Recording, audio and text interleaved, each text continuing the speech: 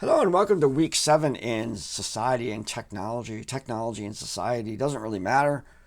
Welcome to week 7. We are going to be talking this week about communication.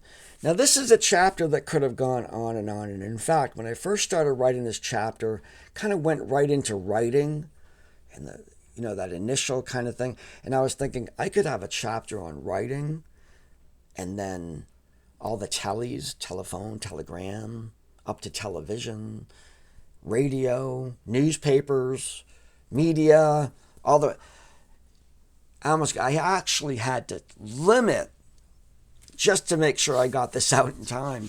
And certainly, I have a friend of mine who owns a little museum of telephony, which is the study of the telephone and how that evolved over time. And it made me think that it would be pretty neat to take a field trip or go there with a camera and create a whole presentation as to what he knows about how that technology certainly transformed our modern world today. And so, am I getting enough signal here? Yep, you can hear me. Oh, so my signal line was going like all over the place there for a second. So there's some summaries, there's some you can see something like I spend a lot of time on writing and then I sort of quickly go through the rest of it, So certainly we see that the written word was a transformative way of making permanent in some way, or more permanent, the thoughts and ideas that people had, transforming the way in which we interact with others and record keeping and whatnot. In fact, some of the first writing was like sales receipts. Quite literally, if you look up, some of the first, the oldest tablets and stuff where they were stamping things, and it was like, yeah, you paid me 15 seashells for that rock, and they just, were stamping that out as one of the most very, very, you'd think they'd create that for poetry or writing. Nope. They initially, commerce forced the issues like, I want to know how much I paid for that last month so you're not overcharging me next month. Just a driving force in the development of writing coming from commerce. Now, as you make your way through the content and you come to the assignments here and having a discussion, and I'm focusing the discussion on the concept of transactional distance. I introduce that because when we add technology to the communication process, anything away from face-to-face, even though face-to-face is not an ideal, in fact, there are times where certain things are better done without face-to-face, but using that as sort of the one that has the most rich content that reduces the transactional distance or the cognitive sense of you are not with me right now. In a live classroom, for instance, I say something in my class and I can quickly scan, and if anybody's sitting there with like them showing a little, that body message that says, I'm not understanding this, or they're looking at their phone, so I didn't even hear this. That immediacy allows me to respond in a way to connect that individual and maybe be more successful in the communication of information from my brain to theirs. Every time we put technology in there, it has an effect on that transactional distance. And we see, mostly a detrimental effect, but then we see modern technology trying to kind of mitigate that disconnect.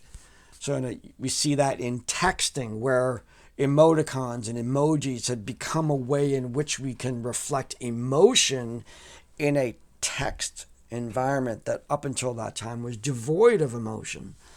So these ways in which technology has been massaged in order to make the communication as rich as possible, despite the fact technology has created a barrier. So technology largely creates barriers while it is solving problems. So the telephone removed a huge barrier of physical distance, but it created a barrier that I'm not able to see the person's visual facial expressions. I'm not able to see the environment around them. And we see technology trying to adapt to that. The video phone, or, video messaging now is an attempt to rectify that situation, but I'm not getting the smells or the temperature or anything like that, other factors that might influence that particular communication. So you're learning about communication principles, theories of communication, models of communication, while you're learning about the impact that technology has had on these models. So I'm asking you to reflect in the discussion experiences that you have had that have been very low transactional distance. This would be face-to-face interactions, school, friends, your partners, your kids and all that stuff, talking about those. And then maybe, certainly through the pandemic, a lot of us experienced slightly larger transactional distance. Maybe we took courses online. Now just consider asking a question in an online course like the one you're with right now. You might pose a question to me in email, or you put it in the course, and you might wait days. Hopefully not, but you might wait days, depending on my organization of my time, which hasn't really been that good lately. You might wait days for that. Compare that to the transactional distance of raising your hand in a class and asking the question right there, forcing me as a teacher to respond right away. Very different experiences, and for some people, very uncomfortable.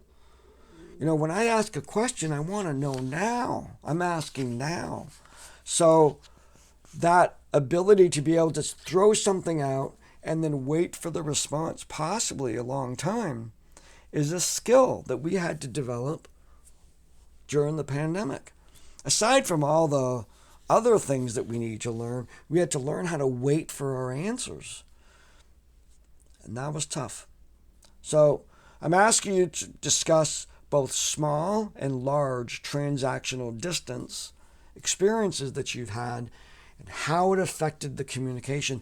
Maybe even considering, well, how did we kind of work our way around that? How did we try to make things more immediate?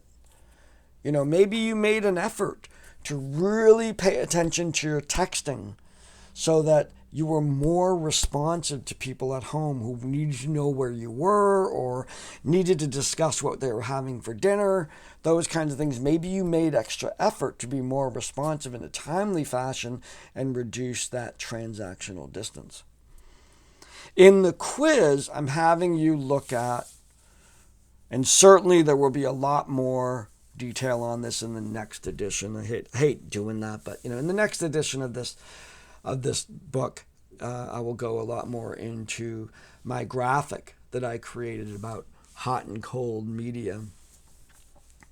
And what it is interestingly enough, one of the dimensions across that graph has to do with that I didn't discuss was information density. How much information is contained? So I'll say it this way. Cold media contains way more dense information. Hot media, not so much. You would think it was the opposite. We have a saying in our culture that a picture is worth 10,000 words. That's actually not 1,000 words, 10,000 words. I think a picture is worth 10,000 words. I'm going to tell you, yeah, it's worth 10,000 words, and approximately 9,790 of them are it, but not really a whole lot of, there's actually not a lot of information in a picture. Whereas in text, if we could do, text has infinite possibilities. So text is much denser, but it's colder. It's not as enriching. It lacks some of the cues of communication, like tone of voice, although good writers can do that. Whereas interaction with something is very low dense on information. Picture a doctor. A doctor learning all the diseases, incredibly text oriented, in tests and whatnot. Now think about them now in their practicums or in their residencies. The the fund of knowledge that they have to draw upon within that lived experience is all from that text knowledge. It's not from the surrounding. There's very little around them. There's just the patient. There's just the symptom list. That's it. Not a whole lot of information there, but it's enriched. It's very rich with other things like the smells, the people around, the cultural expectations, the person's in pain, the humanity. There's enrich those experiences so that they're profound, but there's not a lot of information there. There's just in terms of coming up with the correct diagnosis. That all goes back to the dense information. So keeping that dichotomy as well, which I missed, I did not include that in the course book. I want you to think about cold media experiences and hot media experiences and contrast them in terms, an example. This was something that I learned on the cold media end of that graphic. Here's what happened, and maybe comment on the density of information that was there. And then you have more, much more emotional, much more enriched experience over on the right-hand side, hot media, and what was that like? And maybe reflect on the fact that it was actually really an application of the knowledge. Not a whole lot of new knowledge, but not that there isn't new knowledge, there is, but it was more the application, but those experiences can be incredibly profound. Now, that entire model comes from the work I did in graduate school in relation to the impact of technology and media on instruction. So that graphic is actually a portrayal of the choices that teachers have to communicate information to their students. So that those different activities that go across are sort of like, well, okay, what do I want to do in terms of presenting information? And what I try to do, keeping that sort of in the back of my mind, is present information, detailed information in the text, in resources and whatnot, but also include some interesting interactions with each other, with interactions with ideas and applications of those things, maybe a movie, maybe an activity, maybe an experiment, those kind of things that are much more fun. They make learning fun.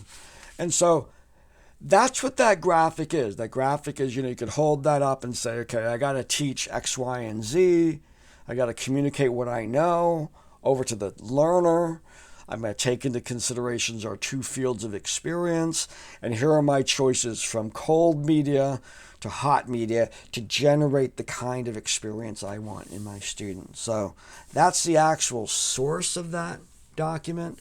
I'm asking you to take that document and talk about your own learning experiences, whether they were, getting oriented on a job as a learning experience or in school. You probably had a mix of all those different activities, and you look at the information density and you look at the actual emotional experiences, the coldness and the hotness of those particular dimensions, and you get a sense of what they're good for. Every one of them's appropriate. And certainly you need them all.